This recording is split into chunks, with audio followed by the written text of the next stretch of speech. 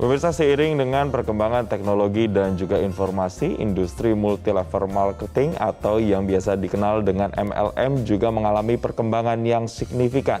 Ditambah lagi dengan adanya payung hukum, yaitu Undang-Undang Perdagangan Nomor 7 Tahun 2014. Lantas sebenarnya bagaimana peran dari industri multi-level marketing ini dalam mendongkrak perekonomian di Indonesia secara nasional? Pagi ini kita akan membahasnya langsung bersama dengan Ketua Umum Asosiasi Perusahaan Penjualan Langsung Indonesia atau AP2LI, Bapak Hendru Susanto. Selamat pagi, Pak Hendru. Selamat pagi, Mas Isin. Terima kasih sudah hadir, Pak Hendru.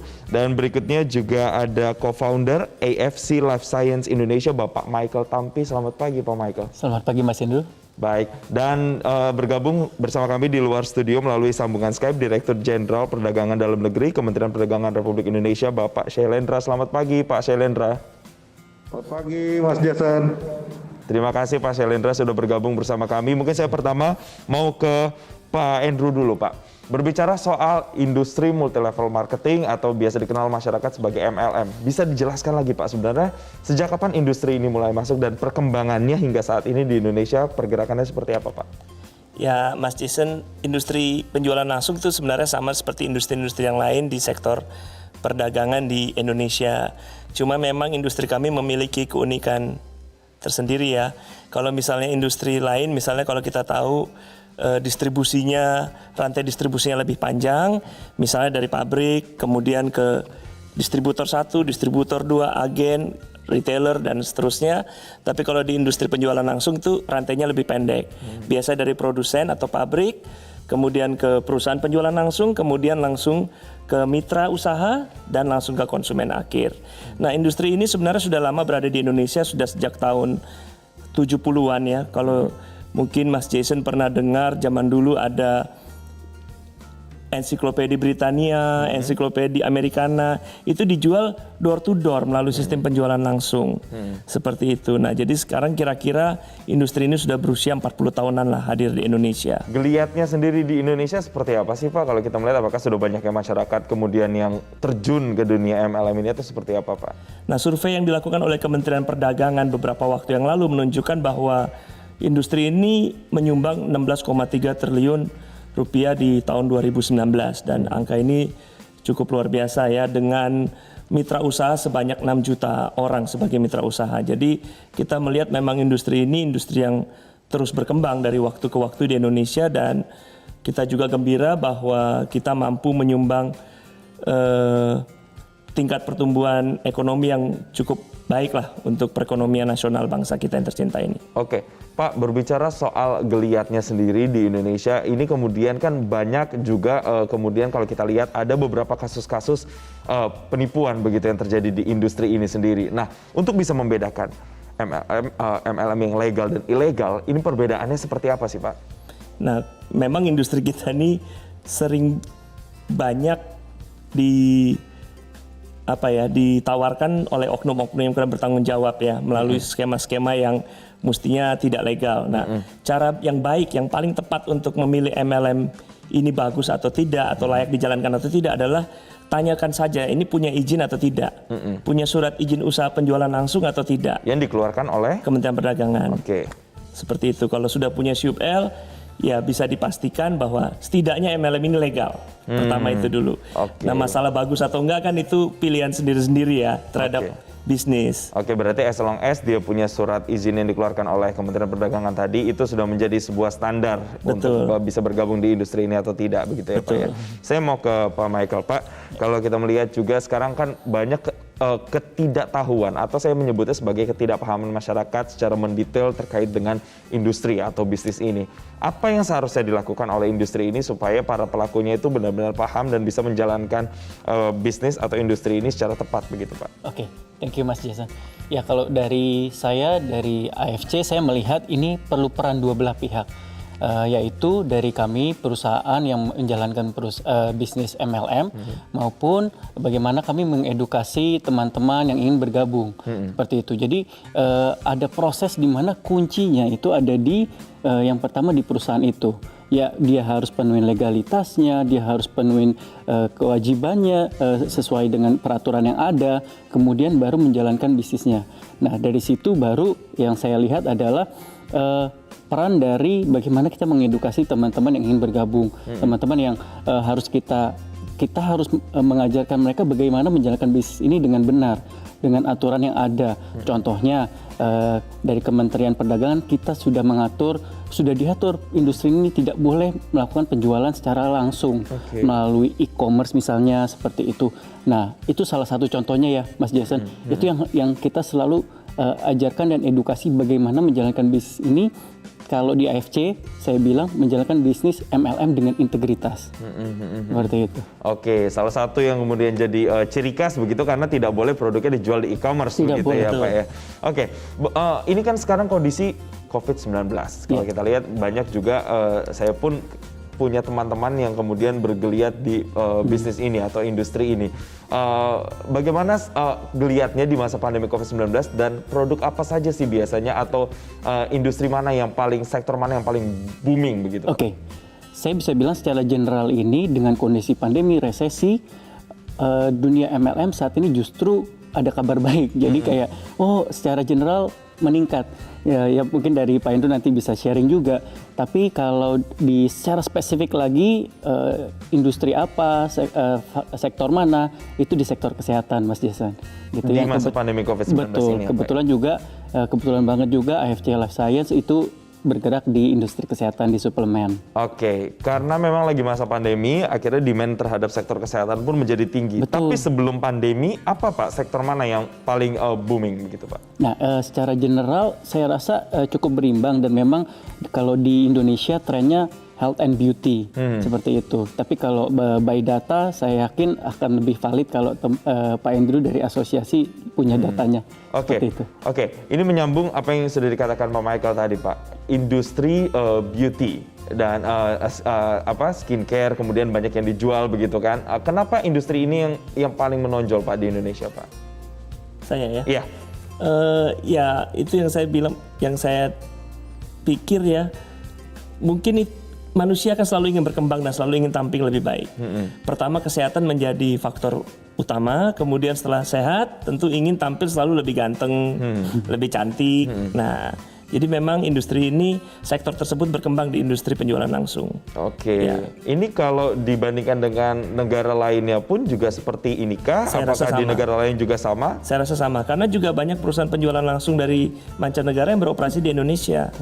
Dan kita melihat selama ini bahwa fokus utamanya adalah sektor-sektor kecantikan dan kesehatan tersebut. Oke, baik. Saya nanti akan tanya setelah ini ke Pak Shailendra bagaimana dengan surat izin yang tadi Pak Edo sudah singgung sedikit terkait dengan legalitas untuk teman-teman yang ingin kemudian bergelut atau di industri ini seperti apa mekanismenya, tapi jangan dijawab sekarang Pak Shailendra, kita akan bahas usai jeda. Pembicaraan kemana-mana, kami kembali saat lagi.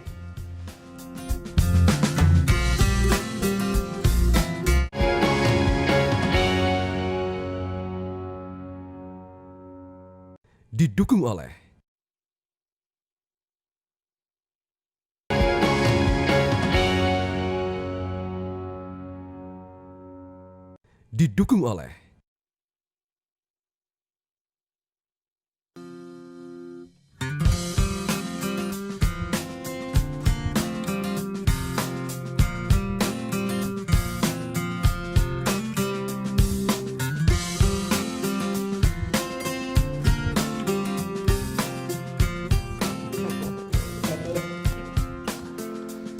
Ya, saya mau langsung ke Pak Shailendra. Pak Shailendra, terkait dengan apa yang sudah disinggung tadi sebelumnya oleh Pak Andrew terkait dengan legalitas ketika orang-orang atau masyarakat ingin bergabung dalam industri ini, Pak. Apa yang harus dipunya yaitu adalah surat izin. Nah, ini bagaimana Pak mekanismenya untuk bisa mendapatkan surat izin tersebut, Pak? Baik, terima kasih Mas Jason. Yang pertama tentu pemerintah saat ini banyak menderegulasi dan memberikan kemudahan bagi teman-teman untuk berusaha. Kalau mau mulai berusaha seperti ini, itu sekarang nggak perlu lagi datang ke kantor, cukup online semua. Jadi permohonan untuk mendapatkan izin usaha di bidang usaha penjualan langsung ini atau sering kita sebut MLM, itu KBLI-nya 47999 ini tinggal pelaku usaha ini langsung dia submit aja ke OSS, Online Single Submission, untuk mendapatkan nomor induk berusaha atau NIB. Nanti setelah dapat NIB, ada waktu 45 hari bagi pelaku usaha ini untuk memenuhi persyaratan komitmen. Nah, apa saja persyaratan komitmen itu? Nanti masuk ke sistem SIPT Kemendak. Nah, itu online aja, nggak perlu datang, nggak perlu ini. Nah, kemudian apa saja persyaratannya? Yang pertama tentu surat izin edar. Jadi ini kan tadi udah banyak singgung soal alat kesehatan, kemudian juga produk-produk suplemen. Tentu ini perlu banyak ada surat izin edar dari BPOM karena ini kan menyangkut kesehatan. Nah, kalau sudah ada surat izin edar dilampirkan, kemudian ada kontrak ya atau penunjukan dari produsen yang memproduksi alat kesehatan maupun suplemen tadi. Nah, ini kontraknya penunjuk si pelaku usaha itu memang untuk mendistribusikan barangnya. Dan yang terakhir, yang ketiga, itu program pemasaran dan kode etik. Jadi pelaku usahanya harus membuat sistem pemasarannya, kemudian program pemasaran seperti apa, kode etiknya, dan ini diverifikasi dan disetujui oleh asosiasi. Nah, jadi kita melibatkan asosiasinya, baik AP2LI maupun APLI. Jadi silakan diverifikasi, kemudian dari hasil verifikasi itu, maka kita akan terbitkan dalam waktu 3 hari jika semua persyaratan itu lengkap dan benar. Jadi sangat mudah lah sekarang kalau teman-teman mau berusaha ini, dan tadi udah sampaikan ya, mitranya saja udah 6 juta. Kemudian transaksinya aja 2019 datanya itu hampir 16,3 triliun, hampir 16,4 malah kalau data kita. Itu ada 157 perusahaan MLM yang melapor dari 307. Nah, yang lain ini lagi kita tanya ini laporan mana? Mungkin jangan-jangan lebih dari ini kan? Ya, bayangkan 6 juta tenaga kerja yang tidak terlihat bisa diakomodir melalui bisnis MLM. Ini bukan main besarnya, luar biasa. Oke, saya rasa itu Mas Jason, jadi sangat mudah lah kalau mau usaha ini, nggak perlu datang ke kantor, cukup secara online mengajukan perizinannya, semua diproses secara online tatap muka. Oke, tadi Pak Syailendra menyebutkan Pak Syailendra tadi menyebutkan ada sekitar kurang lebih 157-an perusahaan di Indonesia yang kemudian sudah melapor atau sudah mendaftarkan ke Kementerian Perdagangan. Tapi banyak juga yang ilegal begitu Pak. Nah, ini presentasenya sebanyak apa Pak?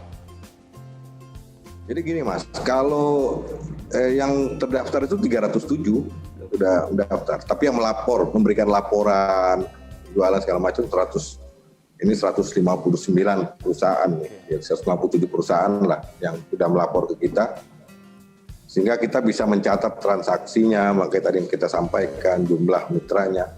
Nah, ini yang lain sedang kita terus minta supaya menyampaikan laporan ini untuk kita melakukan evaluasinya. Nah, sebenarnya kalau untuk yang ilegal ini biasanya ini kalau namanya tidak ilegal ya, tidak ada laporan, tidak melapor, tidak punya izin segala macam. Nah, ini kalau ada yang melapor masyarakat, ini kita langsung mengambil tindakan. Dan sudah banyak yang tidak tindak. Baik, jadi, nanti saya akan tanya Pak Syailendra lebih detail lagi terkait dengan penindakannya seperti apa. Tapi saya mau ke Pak Michael dulu Pak. Melihat sekarang masyarakat sudah banyak kemudian yang terjun ke bisnis atau industri ini, ditambah lagi dengan gempuran media sosial juga yang semakin menjadi booster. Nah, ini apakah ada pergeseran tren kalau kita bandingkan misalnya dengan 5 atau 10 tahun lalu industri ini sendiri seperti apa Pak? Oke. Kita balik lagi Pak, topiknya MLM putar roda perekonomian, khususnya di era pandemi resesi ini. Kita lihat by data, kita lihat juga dari sisi saya perusahaan AFC juga saya lihat bagaimana pertumbuhannya tuh signifikan banget Mas Jason. Jadi saya akan tetap bicara mengenai apakah MLM itu bisa jadi solusi untuk teman-teman sekarang di masa resesi ini. Saya dengan yakin saya bisa bilang iya gitu. Kemudian saya juga lihat semakin banyak di sosial media itu teman-teman yang mereka dengan bangganya, mereka dengan antusiasnya menjadi agen, menjadi penjual menjadi member dan menjalankan bisnis ini, Mas Jason. Jadi saya ngelihat trennya itu dibanding 5 tahun yang lalu bergeser itu tidak, tapi semakin signifikan dipercaya, saya bilang iya. Berapa persen Pak kira-kira kalau kita mencoba persentase? Oh, kalau itu saya mungkin saya belum berani menjawab kalau dari sisi persentasenya, tapi mungkin kalau saya lihatnya dari sisi saya AFC, saya melihat bahwa di saat ini perkembangannya itu signifikan, Pak. Gitu. Lebih dari 2 kali lipat lebih, karena buat saya orang saat ini suka nggak suka akan mencari solusi, akan mencari oh, gue punya waktu mungkin di rumah lebih banyak, saya punya waktu lebih banyak saat ini. Kenapa juga kita side hustle? Kenapa juga kita nggak mencari extra income? Lalu kita lihat MLM sekarang jauh lebih baik dengan keterbukaan informasi, dengan legalitas, dengan asosiasi. Mereka bisa lihat, oh mana yang harus saya pilih sih, MLM mana yang benar, MLM mana yang baik, seperti itu. Jadi saya ngelihat signifikan di 2020. Justru MLM itu menjadi solusi untuk menggerak roda perekonomian, Mas Jason. Oke, saya mau langsung sambung ke Pak Andrew. Menggerakkan roda perekonomian. Sesignifikan apa sebenarnya peran dari industri ini terhadap perekonomian? Apalagi sekarang Indonesia sudah masuk resesi, Pak. Ya, seperti yang dikatakan oleh Pak Dirjen tadi, bahwa perusahaan yang kita sudah catat melaporkan perputaran ekonominya itu 16,3 triliun nilainya. Dan itu baru setengah yang melaporkan hal tersebut ke Kementerian Perdagangan. Jadi kita bisa, ya mungkin kasarnya kita anggap 20 triliun yang menyumbang ke perekonomian Indonesia. Terutama di saat resesi seperti ini, ketika banyak usaha yang ya kita nggak pernah duga ya kita masuk ke masalah pandemi seperti ini, jadi tutup atau kurang bergerak. Justru di sektor industri kami ini, di penjualan langsung ini terlihat sangat signifikan berjalan, berputar. Dan angkanya trennya juga semakin naik. Gitu, beberapa perusahaan termasuk AFC melaporkan ke kami bahwa sejak Januari sampai Agustus itu omsetnya naik minimal 10%. Oke, ini yang kemudian juga jadi diharapkan bisa menggerakkan roda perekonomian lagi dan memulihkan Indonesia dari resesi begitu di kuartal berikutnya. Ya, kita dari segi industri kita senang sih bahwa industri kita ini punya kontribusi positif tentunya terhadap perekonomian nasional bangsa kita. Baik, Pak Andrew dan juga Pak Michael, nanti saya akan tanya lebih detail lagi terkait dengan target-target khususnya dari AP2LI ke depan, dan juga ke Pak Shailendra bagaimana dengan pengaduan-pengaduan masyarakat. Adakah saluran-saluran yang bisa dibuka sebagai kontrol bagi mereka para penggerak dan juga konsumen dari industri MLM ini? Kita akan bahas usai jeda, pemirsa jangan kemana-mana, kami kembali sesaat lagi.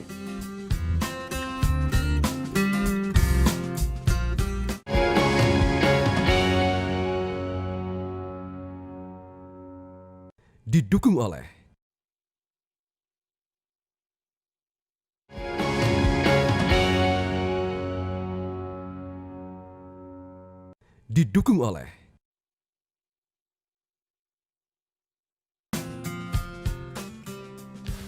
Oke, kita kembali lagi di segmen yang terakhir, segmen konklusi. Mungkin saya pertama mau ke Pak Shailendra. Pak Shailendra, terkait dengan perlindungannya, Pak. Kalau tadi sudah ada misalnya surat izin yang dikeluarkan bagi para mereka pelaku industri ini, dan kemudian untuk konsumennya sendiri, Pak.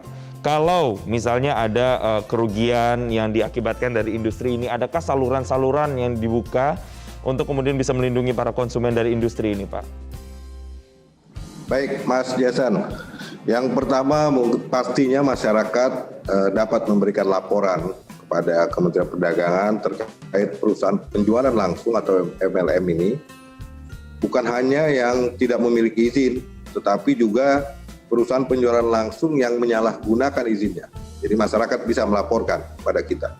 Kemudian masyarakat juga berhak mendapatkan informasi terkait kegiatan perusahaan penjualan langsung dengan jelas dan benar. Jadi ini teman-teman dari pelaku-pelaku usaha penjualan langsung, kita minta untuk memberikan informasi yang sangat transparan pada masyarakat, terutama kepada mitranya dalam melakukan kerjasama untuk berusaha di bidang penjualan langsung ini.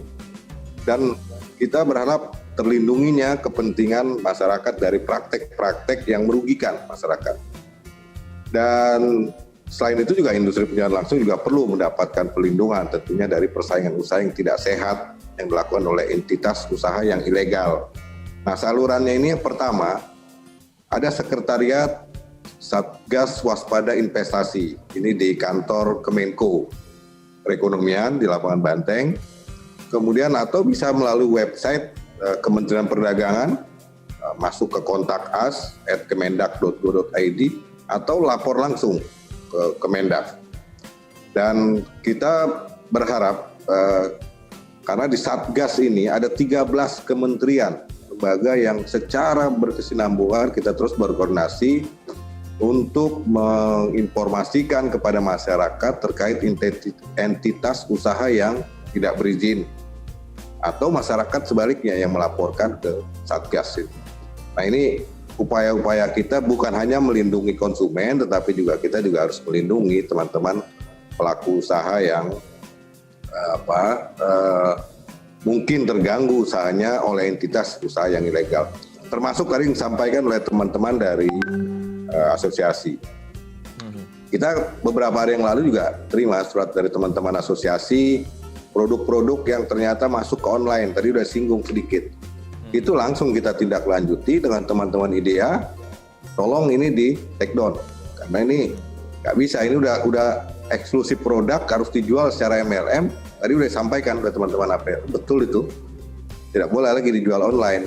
Nah, ini kan harus kita koordinasi terus. Jadi kita melindungi teman-teman pelaku usaha ini ketika menginformasikan ada produk-produknya yang masuk ke online marketplace, segera kita koordinasikan, informasikan ke teman-teman melalui IDEA maupun teman-teman langsung ke marketplace untuk men-take down itu produk-produk yang tidak seharusnya diperjualbelikan di marketplace atau online. Karena kita sangat berharap juga, tadi sudah sampaikan, begitu besar kontribusi yang diberikan juga oleh MLM, baik untuk pertumbuhan ekonomi dari omsetnya yang besar, kemudian juga terutama penyerapannya terhadap mitra-mitra yang tentu ini juga membantu masyarakat untuk berusaha. Apalagi dalam pandemi COVID-19 ini tentu banyak masyarakat yang selain membutuhkan produk-produk tersebut juga pemasarannya yang cukup baik melalui MLM.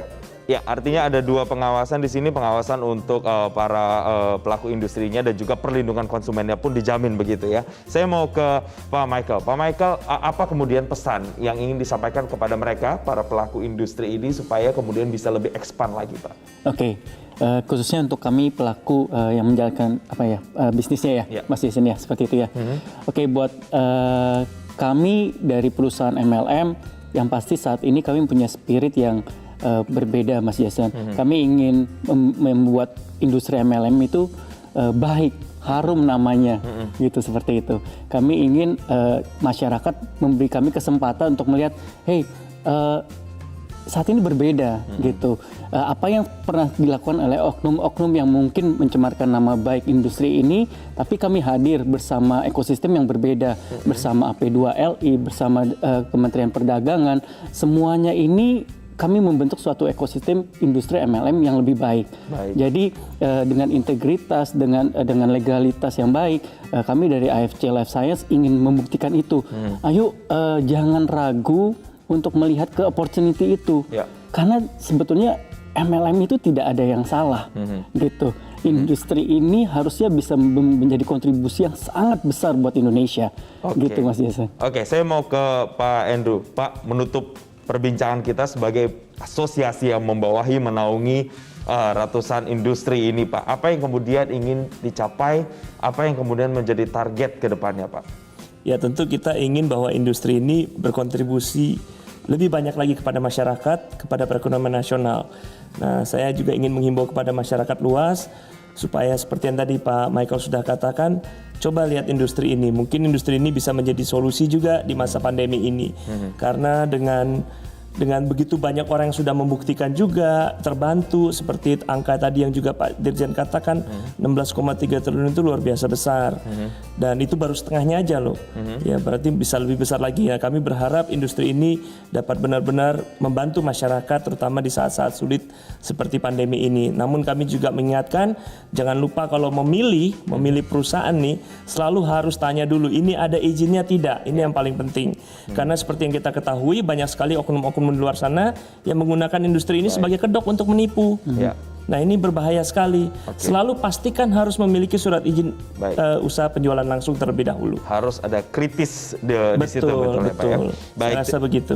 Terima kasih Ketua Umum Asosiasi Perusahaan Penjualan Langsung Indonesia atau AP2LI Bapak Edo Susanto sudah bergabung. Kemudian ada Co-founder AFC Life Science Indonesia Bapak Michael Tampi dan juga Bapak Syailendra Dirjen Perdagangan Dalam Negeri Kementerian Perdagangan Republik Indonesia sudah bergabung bersama kami. Dan pemirsa jangan kemana-mana, saat lagi Selamat Pagi Indonesia masih akan hadir dengan berbagai informasi untuk Anda. Tetaplah bersama kami.